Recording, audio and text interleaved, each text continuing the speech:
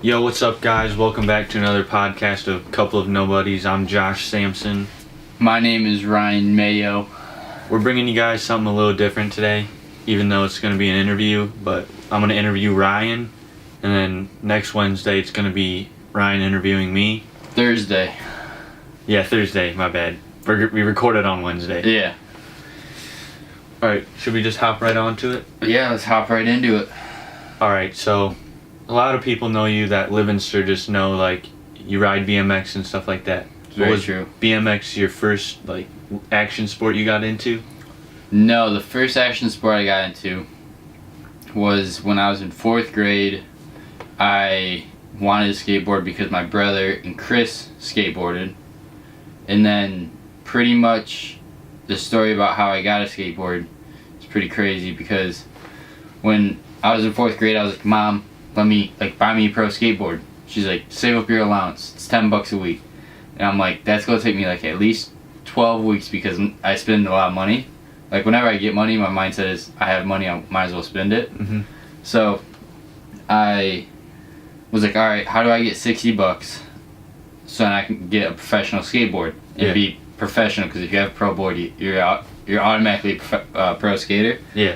So, I got all my stuff from, that I don't use, my stuffed animals, video games, anything that I did not use. Yeah. And I put it all in a pile, and then I went to the bus stop, and I told everybody at the bus stop, yo, bring money tomorrow. And they're like, why? I'm like, just bring as much money as you can tomorrow. And then, next day happens, I put all the stuff in my backpack, and I go to the bus stop, and I literally sell all my stuff, and I make $45 or something. Yeah. But pro skateboard is $60, at least $60. Mm-hmm. So I was like, alright, I need to get this extra 15. So the next day I was like, yo, bring even more money. And they're like, why? I'm like, just do it. And the reason why I said it is because I knew if they bring money, I can sell something to them. Yeah. So then I packed up all my stuff, and then I packed up some of my brother's things too. And then I didn't have enough room, so I even took the books for school outside my bag. I was like, I'm just gonna say I left them at home or something. And then went to the bus stop, sold everything. I made $90 that day. $90 in one day. Damn. When I was 9 years old. Yeah. At the bus stop. Just at the bus stop. And then later on that day, once we got dropped off, I gave my brother his money, which was I think I gave him $35, so I had $90 left. And then I was the first one to walk inside the house when me and my brother walked home, and I immediately started to go upstairs to put my money away and everything. And then my brother goes, "Hey Mom, Ryan has $90 in his pocket." She's like, "No, he doesn't." And I'm like, "Yeah, do you know I don't?" He's like, "No, really, show it." And then my mom's like, "Yeah, show me." I was like, "Dang!" I pulled out $90, and she's like, "Where'd you get $90 from?" I'm 9 years old, carrying on that much, and she thought I was selling drugs or something, Hustling, trapping, bro. Trapping hard. So I was like, I sold stuff. She's like, "What'd you sell?" I'm like, "Just stuff I don't use." She's like, "Why'd you do that?"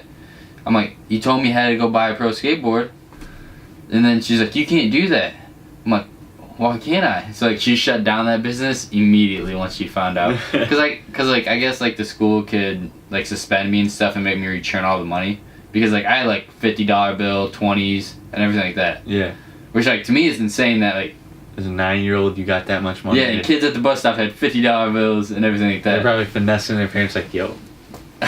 Brian told me to bring money, so I got to. So then I that weekend went over to Glick's, bought a pro board for $60, $65. That's when Glick's carried actual skateboards and stuff too. Yeah, I got a complete board. What was it? Do you remember? I think it was a Goodwood. Yeah, it was a Goodwood. Okay. So it was alright. And then I still had money left. I had $25 left.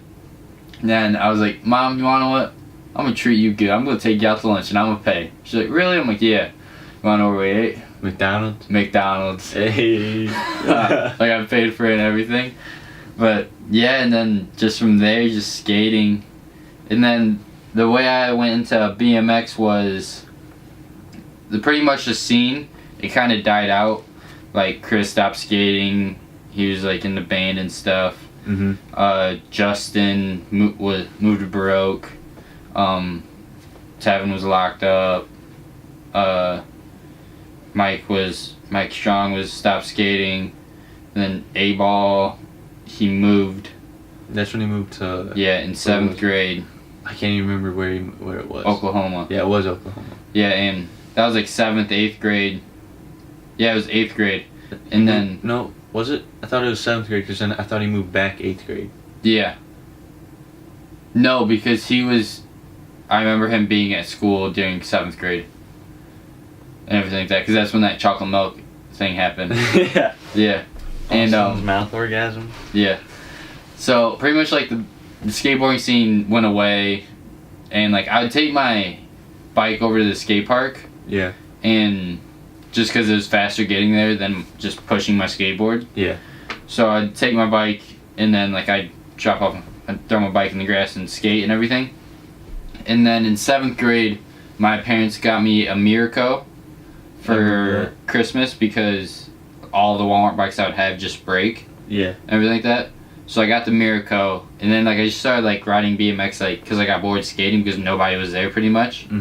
So I started doing no footers and everything like that. And then just from like no skateboarding scene, I just picked up a bike pretty much. And then started with skating in Sturgis, like there wasn't a lot of places to skate. Like we had free church and like a bank ledge.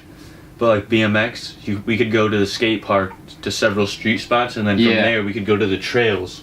Yeah, because like one thing that sucked was every single skate spot was like really far away. Like I remember one day like it was me and Mike Strong, like it was just us two, and like we skated over to skate park. From skate park we skated Free Church, which is like 3/4 of a mile away, and then we skated over to AutoZone, hit the ledge, the sidewalk, and then we went to all over to Houghton now, because there's this ledge and then the 5-stair behind Kroger. Yeah. And so like we skated like 3-4 miles that day, and like it was just so much skating. And with like bike, it's pretty much 10 minutes. So you can get there. You're all the way across town. So it was just faster and easier, and that's like pretty much why I started riding bike. And then I just got bored at the places I was at, so I picked up a bike. Okay. And then I kind of just stuck with that, and then pretty much got into BMX and everything by going to the kitchen. Which actually, the first time I ever went to the kitchen, I brought my skateboard.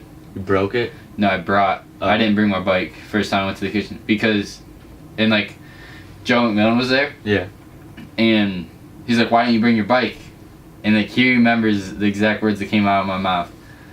I said, "I don't like bringing my bikes to big parks." Even though like I've never been to a big park before, that was just like instinct to say. But I haven't brought a skateboard there ever since. Yeah, kitchen, like it's fun. I feel like it's more fun on a bike just because. Yeah, it's huge. It is kind of built for a bike. Yeah. And everything. Like there's a street section, but there's kind of like chunks taken out of the floor, like kind of scattered around. Yeah. So it kind of like throws you off every once in a while. All right. So the next question I have is like, what was your favorite BMX trick to learn? My favorite that's hard. I would say it would have to be like I would say front flip, but I've never actually learned it. I did it to Resi, and half of BMX says that counts. The other half says it doesn't count. Yeah. So like, and the reason why I would say the front flip is because like that day I woke up and I was like, yo, I'm learning something new today. Like I planned on going to the kitchen. So then got to the kitchen, and like I've tried front flips before, but like I've never actually like really sent one. Yeah. Like 100% like go for it. So then I just threw one, came around really easy. And then like I just kept throwing them throughout the day, and then a couple of my friends were like you should do it to Resi. I'm like, I don't know, like this is a front flip, like it's a big trick. Like you see pros do that in like fees, X Games, and all that stuff. Yeah. So then they're like, yeah, just throw it to resi, dude. Like, you got it. Like, if you, even if you under rotate, you just go hit your butt. Like, you go clear the resi because you're doing a front flip. You're going to travel farther. So I was like, you want to, like, got up to the ramp, and I was like, all right, all I got to do, picture same thing like foam, through the front flip, land it first go, clean as can be. And haven't done that trick since. I front flipped into foam a couple times, but I just haven't sent to resi again. Yeah. It's pretty much like my one and done trick. But since that's the resi, and half of BMX doesn't count that, I would have to say learning flares. Because I learned flares over at Woodward. Yeah. Like, I dialed them in there. And that was when I learned backflips too, we're at Woodward. But at Woodward, the only... people who don't know what Woodward is, kind of explain it a little bit. Alright, so Woodward is a action sports camp. It started off as gymnastics in the 80s, but when the Olympics got boycotted, Woodward kind of had to switch to a different role in order to keep the facilities open and everything. Yeah. And it started off in Pennsylvania, so then they introduced action sports and everything into it. And they started to do like digital media and everything. But it's an action sports camp to progress riders, skaters, scooters, just anybody pretty much. Like They even have parkour classes. Yeah, they have parkour. They just introduced mountain biking, and they just set up. They have one in Pennsylvania, 2 in California. They just had one set up with a collaboration with the Hard Rock, so they have one in the. Isn't it like Mexico? Yeah, or it's something? in Mexico, and then they just announced a new one in Park City, Utah. Okay. So yeah, it's just action sports camp. You go there for a week and you just learn. You just have fun on a bike pretty much, or a skateboard. And so I was learning flares. I threw them into foam, learned them there, and then Woodward at the time didn't have a quarter pipe to resi. So, which resi is just a foam with black mat over it so you can ride away, and it's just softer landing. Yeah. And so they didn't have a quarter pipe to resi, so there's only 2 ways you can go about learning flares. You can either send it to wood, or on the vert ramp, they either have, it was probably going to be like the 11-foot vert ramp, like you see, like, people just shred the half pipe, huge half pipe. You'd have to send it to that to resi, which that's huge, or just throw it on wood. So like I was like, yeah, not gonna do that here. Yeah. And everything. And then I just kept throwing them into foam for like a year and a half. And then this one guy, his name's Oliver Foster, and he was learning flares over at the kitchen. And he was like doing them, but if he was going to do them onto like quarter pipe, he'd lay on top of the deck. So like he was like pushing out with them. And so I told him, pump the quarter more. He's like, can you do flare? And I'm like, I mean, like I can do it in foam, like perfect every time, but like I've never tried it. He's like, oh, all right. And like I was thinking, like, damn, like I can't be giving this guy tips on how to do something I can't actually do. Yeah. So then he's like, yeah, dude, I'm gonna send a flare today. I'm like, dude, I've been doing flares into foam for like a year and a half, and I still haven't like sent anything. And then he got his flares a little bit better, and then he just started sending them to resi, and I was like, dang, dude, like, I gotta do this. like I gotta do this. Like this guy's doing like progressing, and I'm like, I haven't progressed in a while. And like in the last interview with Jeremy, like, you know how he's talking about the leg shaking and everything? Yeah. Dude, like I miss that feeling so much. So when I pretty much like aired twice, and then I was like, all right, I'm just gonna throw it, hope for the best.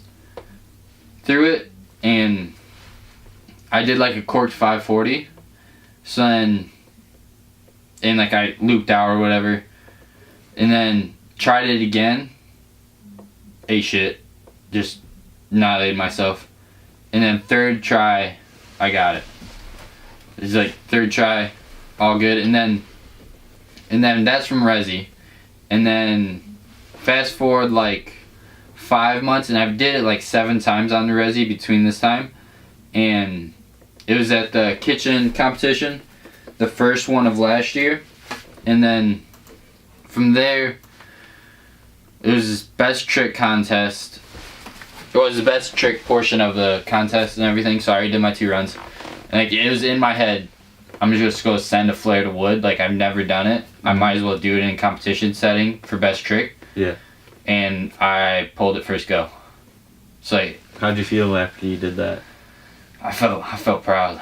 Like, I was Did like, you feel dang, like dude. a badass? Yeah. Because it was like your first time sending it to wood, and I bet a lot of people didn't know that. Yeah, because like a couple hours before, like 2 hours before the competition, Oliver's like, no, it was the day before the competition. Oliver was there too, and he's like, yo, so you go do a flare? I'm like, yeah. He's like, alright, dude, let's do a train. I'm like, no. I'm just gonna send mine in best trick. Like, I already had this plan, now I'm just gonna send it. And he's like, dude, are you sure about that? I'm like, yeah, man, like, it's best trick, it's the last thing. Like, it doesn't count if you don't do it. So like, if you fall, it doesn't count. Yeah. But, like, if you land a trick, then you get points. So like, I was like, yeah, I'm just gonna do it. Did it, pulled it, and then got it from there. That's awesome. Now, okay, you said you went to Woodward. What do you think, like, your best experience at, like, what was your favorite experience there? I would say the people that you meet. Because, like, I've met people there Like, from, like, all around the world, not all around the world, but around the United States? yeah, around the United States. There's one guy from, I think, Puerto Rico. There's a guy from Puerto Rico in my cabin. But he was the only guy that was outside of the States. But pretty much, it's just, like, everybody you meet. Like, there's a group of people from Texas. My one friend Jacob Short, who lives in Iowa. Guy named Max lives in Pittsburgh. My one friend Jacob Thiem, who lives in Nebraska. And like, the crazy part about it is, like, at the kitchen competition and everything, like at the last Fort Wayne when you went, Yeah. Fort Wayne Indoor, like, Jacob Short was there. Drove all the way from Iowa to go to the competition. I haven't seen him in like 2 years. And then, like, 2 weeks ago, he was there again. So, like, it was just dope seeing him. And then, like, Jacob Thiem, he's always just a nice dude and everything. And he's from Nebraska. And, like, one day, I just show up to the kitchen, and he was there. Like, just randomly. Where was he from again? Nebraska. So, he went with, like, his team and everything, like, his sponsorship and everything like that. But, like, it was just so cool, like, because, like, I haven't seen these guys in years, and then I just see them out of nowhere. Yeah. And everything like that. So, like, I would say that, and then also, like, with Backyard BMX and everything, like, these people have progressed an insane amount. So, like, I get to interview these people and everything like that and learn their background more. Yeah. So that's a dope part of it and everything like that. So I'd say that's, like, the best experience at Woodward that it brings to you. Yeah. And then one thing that I would suggest that I wish I kind of did differently was been more outgoing with it. Like, talking to people? Yeah. Or, like, trick-wise? Kind of both. Like, it was pretty much like, so you don't know anybody. You were still kind of younger, though, then, too. Like, Yeah. you weren't doing, like, front flips and stuff like that. Yeah. Then. It was like when I first learned backflip. Like, I learned backflip first day. And it was just because I threw a backflip in the foam, like, towards the end of the day. And this one scooter rider was like, yo, like, you gotta do that to Resi. I'm like, dude, I don't know, dude. Like, it's a backflip. It's a big trick. And he's like, no, dude, like, if you come to Woodward, you gotta learn a backflip. Like, that's what you gotta learn at Woodward. And I was like, damn, dude, you're right. And I was like, he's like, just, instead of going in the roll into foam, just pedal the foam. And it's the same exact thing. So I just pedal the foam, backflip first go, and then went to Resi, backflip. I took my foot off like 2 times and then I stuck it. Yeah. But like, it was like, it's just insane on the progression level there and everything like that. I feel like the vibes there would just be, like, really cool just because, like, people would be there to help you also. Like, not just, like, ride and kind of do their own thing. Like, there's people there that help you learn how to do stuff. Yeah, because, like, the way it's set up is you go to breakfast, which is at 7, and then you go to, like, you keep all your bikes in one of the indoor parks called Egypt, and then you go to Egypt, you do, like, stretches with everybody, and then you play, like, a game called Foot Down, which is pretty much you pedal and whoever puts their foot down's out. So, like, you, like, kick your back tire into their front tire if they put their foot down or fall over, they're out. So like they would do that for like prizes and then like a bunny hop contest and everything, just to get like warmed up and everything. And then you'd go off into your group with your instructor, and then you'd pretty much ride. And then like if you're learning anything, like I remember one day the people, like one guy just tried sending a front flip, and then another guy just sent a front flip, and then they're like, yo, like you do a front flip, then like you do a front flip and everything like that. And then so like, it was just like progression out of nowhere. Yeah. And everything like that. So that was dope. And then they also had like jams and everything there. Like dirt jam was dope. It was like my first time ever actually hitting like dirt jump? actual dirt jumps like and everything. Not small ones? Yeah. So that was really cool about that. Alright. You see like any bad crashes there? Or were they all pretty like just falls, not crashes? There was nothing that really like stood out. Like of course there's like crashes here and there. Like I remember this one guy, he learned front flips to resi, and then during the dirt jam, like he's like, yo, I think I'm gonna send a front flip and everything like that. And sent a front flip, ate total shit, and then got up, did a front flip, slipped a pedal, and then he landed a third try. Okay. And everything like that. And then like one thing that I didn't know is you could be requested to come back like a week later, like for free and everything. And like that guy came back like 2 weeks later during one of the sponsorship weeks and everything like that. And there's also a thing called TAP, which your instructor has to choose you and everything, and you get $300 off a certain week. Mm-hmm. So that's one thing I didn't know until the last day and everything like that. But it was overall a good experience and everything. A lot of knowledge going down there. Yeah. Alright, for some of those who don't know you also, like you own a website called Backyard BMX. Very true. Like what inspired you to create that? I would say it was pretty much since I worked factory job.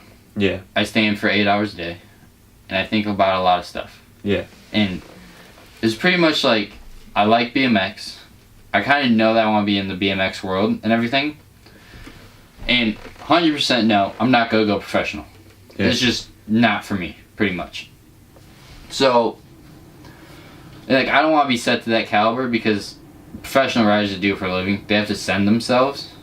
And, like they have to be expected like to do stuff. balls to the wall, like dedicate themselves to that. Like, if you guys watch the front flip over the fence, landing on the fence. That was viral on Twitter. I feel like a lot of people have seen that, even if you're not a BMX rider. Like, it was on Daily Mail and everything.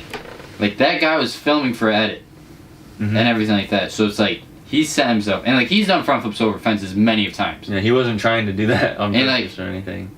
When he did it, he knew he popped up short, but he was just still holding on and everything like that.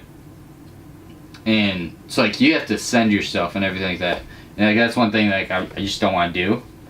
So I would say I knew that I wanted to be in the BMX like world community and everything like that more than what I am now.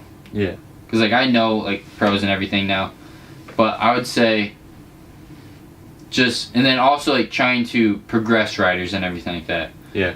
Because like, I feel like I know like a lot of riders that are like really good, but they just aren't known yet.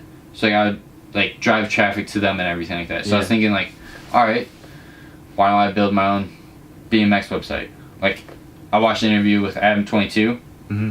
He built the come up and everything like that. And my beginning plan was like, build a following, hit up companies for banner ads, and then charge them like $200 banner ad, get 10 companies. That's $2,000 a month. I could live off $2,000 a month. So it's like, that was my original plan, and then I realized that it's fucking hard. And so, like, doing it free and everything like that. And then, like, with everything was just like, alright, what can I do to be more in the industry, help riders progress, and kind of get my name out there at the same time? So I pretty much Googled how to make a website.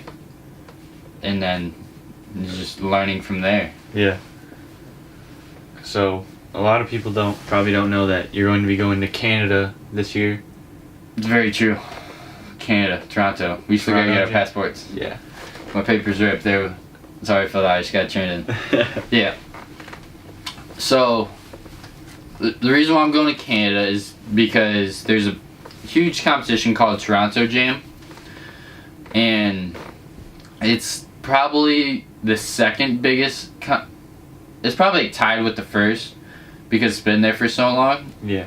It's for a BMX competition, and the way that's set up is it's just a weekend. They do an expert class, and then they do pros, which they qualify, and then finals and everything like that. And then they also, I think that they're doing women's this year also. And it's at a BMX convention, cycling convention. And so, yeah, I just pretty much hit up the guy, whoever was on the website, saying, yo, I run Backyard BMX. I've done interviews with Hannah Roberts. She's 2016, 2017 FIS world champion, 2017 Vans. Right? Yeah. She's on the USA team for the Olympics Tokyo 2020. She's already qualified for Tokyo 2020. And like, I've done multiple, like, I think at this time it was like 40 plus interviews. And then also I've done interviews with Anthony Neapolitan, the guy that did the front flip into the fence. He's a world champion. He did a double backflip, first ever double front flip. And like, he's always, every single year, he's on ESPN for that trick. Like, the most insane moments in ESPN. And everything like that. And like, just pretty much like giving him my background in Backyard BMX. And saying like, yo, like, I want to do media passes, and then I'll do interviews. Because like, I feel like I'm really kind of like into the interview kind of stuff. Yeah. Because I feel like there isn't that many of them. Like, there is, but they're all outdated. Yeah. And everything like that in the BMX world. So, did that, and then like, yeah, you'll be able to pick up your passes at this place, this place, this place. I remember we were in Grand Rapids. You were like, yo, we're going to Canada. I was like, yeah. What? He's like, we're going to fucking Canada, dude. And I was like, no way. Yeah. And you told me what it was for, and I was like, dude. Like, when I hit up the guy, I was like, alright, I need another pass, like, for somebody to record and everything. And I was thinking, like, why didn't Josh come with me? So like, I was like, I need 2 passes, like, 2 media passes. The podcast thing was like in the works. Like, it wasn't up yet, I don't think. It was like, that was like, we knew when we had to make the first one,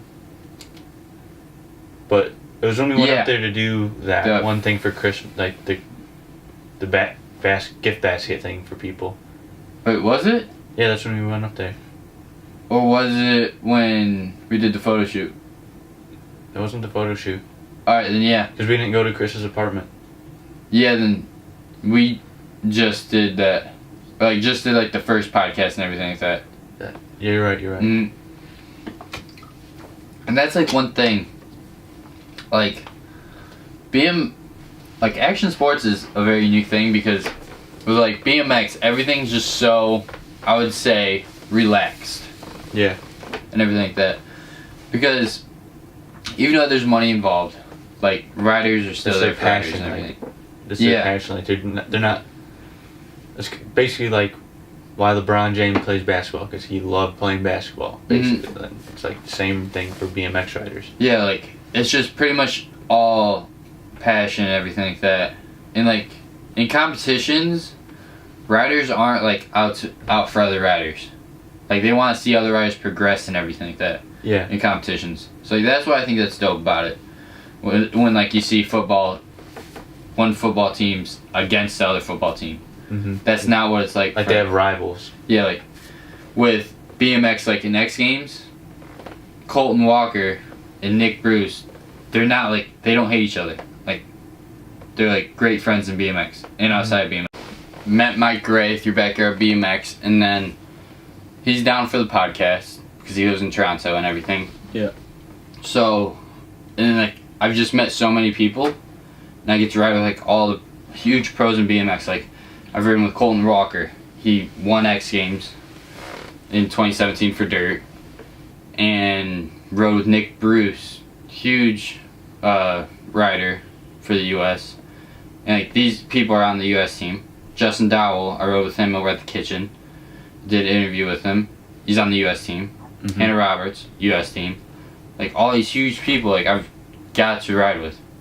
Like everybody that's on the U.S. team, excluding 2 people, I've like seen them ride or I've met them.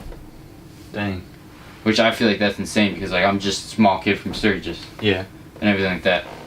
So yeah, that's the crazy part about it. And everything like that. Alright, well, this last question is kind of a mind boggler, but I told you it before we started. It's very true. But it's, if you could meet any person in the world at any time, like it could be 1990, 1980, who would it be? When you asked me this question, one name popped in my head. And like even though like I said like, ooh, that's a tough one, like that name just hasn't left my head. I would say the person that I would want to meet and like talk to would be Rob Dudek. Rob Dudek? That's actually a good one. Because he started off in action sports. Yeah. He pro skater, skated for DC, Monster, a whole bunch of companies, Alien Workshop. And then he created a way to make money through these sponsors and everything like that. Because he wanted a shoe sponsor, and he learned how to do Illustrator and like create a whole entire shoe from like point blank, like how to design a shoe, everything like that. Yeah. And then the company was like, "Hey, we want to do a shoe for you." He said, "All right, let's line up a panel of all the designers and everything, and I'm gonna be on that panel, and then you pick the people to like pick the shoe for me."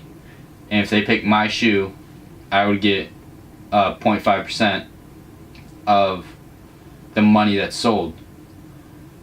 And by the end of the time that when Quicksilver bought DC, they looked at like the charts and everything like that, and they're like, why does Rob Dyrdek own 1/3 of all the shoes? And they're like, oh, because we made a deal with him. Like, if we pick his shoe, he gets 0.5%. So he had 14 shoes getting 0.5% of DC shoes for every single shoe that sold. Yeah. That equals out to millions of dollars. And like he knew that. And he probably wasn't just creating shoes either. He was probably creating like t-shirts, sweatshirts, yeah, all that stuff. Like his whole entire line. So like that was just beginning. And then they're like, once Quicksilver bought him, they're like, yo, we gotta stop this because like we're gonna go broke with this guy. So stop doing that. And then he's like, all right, whatever. And then Robin Big happened. Like that was before Robin Big. Yeah. So then he created Robin Big. TV show blew off the charts. Mm-hmm. He canceled Robin Big in 3rd season. A year later, he started Fantasy Factory. Like no, MTV was like, yo, we want you to do a show. It could be anything. So he's like, all right, let me go rent this factory and put a foam pit in it, build ledges, have like as a little skate spot. He had offices in that. Yeah. There, dude. And he literally did everything, and like he marketed himself so well. Fantasy Factory blew up. Once he got done with, and like once Fantasy Factory ended, or like towards the ending, he started Ridiculousness. Now he has another show too. Yeah, he did 9 seasons on Ridiculousness. Fantasy Factory ended by the 9th season of Ridiculousness, and he's like, no. When Fantasy Factory ended, he wanted to be done with Ridiculousness too because he didn't want to be the 40-year-old guy still on MTV and everything like that. Yeah.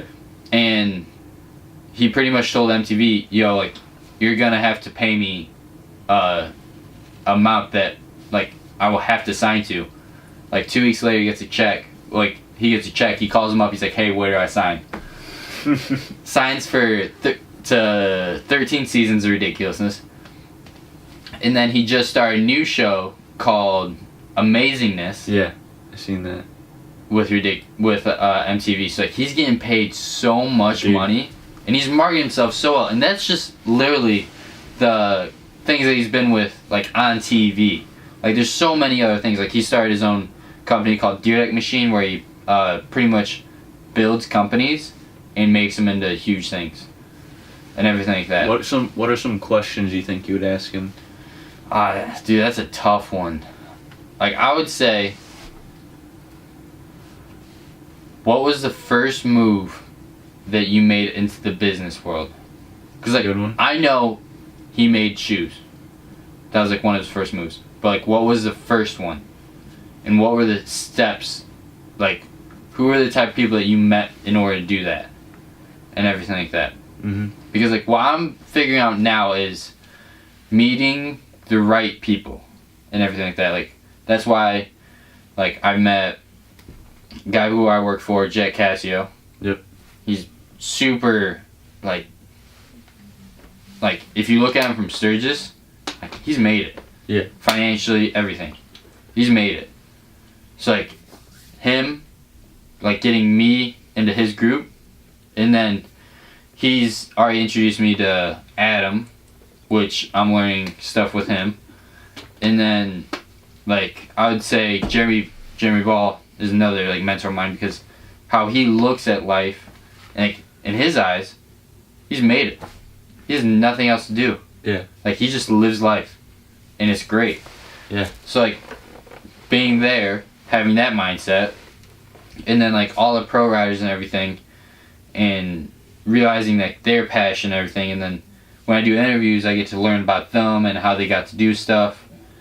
And then so like that's one thing that like I'm really focusing on, is building my relationships with people that I want to like be next to and everything like that. Yeah. And then so that's one thing I would ask him, how did he do that, coming from the action sports industry. And then man, like I feel like I'd just be like so like starstruck kind of, because like it's Rob Dyrdek. Yeah. Huge guy. Like I feel like Rob Dyrdek's been around since we were like maybe like middle school. Like Rob Big started in 2004, I think. Because Drama's like 30 now, and he started when he was 18, so that's 12 years. 12 minus 17. Yeah, 2004, 2005. Yeah, it was in 2005. That's when Rob and Big started. So like we were only like 7 or 8. And like, dude, that's insane. that is pretty insane. Which like one thing that's like crazy, like the people I meet now, like they were our age once. Yeah. And now they're like huge. So it's like, dang, dude, like I got years ahead of me. Like I'm like without doubt in my mind, financial status, between now and 5 years, I'm gonna make over 100K a year. There's no doubt in my mind about that. And then between now and 10 to 15 years, I'll make 7 figures. There's no doubt in my mind that I'm not gonna be able to do that. Yeah. Just because, like, I kind of know what you have to do. Now it's just I got to do it. Yeah. And everything like that. So, like, that's the one thing that I look at is, like, all the big, successful people, they were us years ago. You just got to figure out what you got to do and do it. That's one thing that, like, I'm learning now and everything like that. Yeah. But, yeah. Like, I would say, ask about peers for Rob Dyrdek. And then I would see how he went through the process of building companies. Because he's built a lot of companies. He's had his hand in a lot of companies also. Yeah. And everything like that. And like one thing that I've seen now is a lot of people that have made it financially, they're now looking for legacy. And everything like that. Like, I listened to Rob Dyrdek's interview on Short Story Long. And like now that's what he's working for and everything like that. Because he's already made it financially. He's bought multiple Ferraris. He's building his dream house. Yeah. On property bought what, like 2015? Yeah, bought property in 2015. Just now building his dream house. Like, he has a beautiful wife, 2 children, Like, guys Ferrari, made it. I mean, if you have a Ferrari, He's you made had it. multiple Ferraris. Get a Ferrari, you made it. Like, so it's like, Not rent a Ferrari. You gotta own a Ferrari. If you own a nice foreign, then you made it. You know you made it once you can own it. Dude, like, Or a nice house. Last year he made his own personal customized Ferrari F12 458, and then gave it to his wife's dad. Golly, man. Yeah, dude, it's insane. But it's like, he's made it to the level, and now he's looking for legacy. He's learning to build brands, teach the people how to build a brand, and then when he dies, the people that he taught how to build brands would teach other people how to build brands, and it would just keep on going down the list. And then in the next 100 years, 1,000 people will owe their success to Rob. Yeah. Because he's left a legacy that big and everything like that. So like, I'd ask him, how does he go about building brands and everything like that. And then I would ask him if I can get a Ferrari. 100%. And then, do you know what Ferrari you'd get? honestly, I don't really want a Ferrari. An Audi, right? I want an Audi R8 or a Lamborghini Huracan Perfiliante, or I would say the new Tesla. Or Tesla's competition. Or an M3, bro. No, dude. Dude. M3? Dude. No. Dude, the new ones, dude, you gotta get like Dude. certain series, dude. Like a 7 Series? Dude, thing's got some torque, dude. No, dude. But they drift them motherfuckers, bro. Dude, I I've could seen drift that my shit car. on the track. Oh, dude, I'm going to get a Ford Focus RS. Also. Just cause? Just cause. No. Yeah. Like, I'm gonna have an Audi R8. Right next to it's gonna be a Ford Focus RS. Oh my god. And I'm gonna be like, that's my baby. Bro, get a Fiesta. No, fuck Fiesta. But yeah. So like, that's why those are like two main questions I would ask for Rob Dyrdek. Yeah. And like, one thing that kind of amazes me, like going back to like they were us years ago. Yeah. Like, Rob Dyrdek, he was from a small town in Ohio. We're from a small town in Michigan. Not that far apart. So like, one thing that I've kind of learned is it doesn't matter where you were born or like anything about that. It just matters what you do in life. Yeah. And how you pursue it. Yeah. Like anybody literally can become rich and famous. Which like, for me, like, famous, like, I don't care about being famous. I don't either. I Like, just want to be able to support myself and the things that I want. like, I remember one time at Kurt's party years ago. It was like Allie's first time being there, and I was like, "Hey Allie, can you grab me the crossword puzzle?" Because I gotta do crossword puzzles there. And she's like, "You know my name?" And I'm like, "Yeah, like, I've been in high school for 4 years now." Like, Like 3 years, and she's like, "I just never knew that, like, you knew my name." Like, that moment I was like, damn, like I feel like a douchebag now. And everything like that. It's like, famous, it doesn't really catch my attention all that much. Yeah. Towards everything. But yeah, so it doesn't matter where you come from or anything like that. That's one thing I'm learning. But yeah. Alright, well, that's all the questions that I have for you tonight. Sounds So good. I think that's gonna wrap it up. Covered a lot. We covered BMX. That's like pretty much like the only thing I do. Yeah. Everything. BMX work. Traveled to Grand Rapids 2 times in 2 weeks because we forgot to turn the mic on one time. Yeah. Is the mic on now? Yeah, the mic's on. Alright, well, take it easy, guys. That was the episode for tonight. Hope you guys enjoyed. Peace Deuces. out. Got y'all.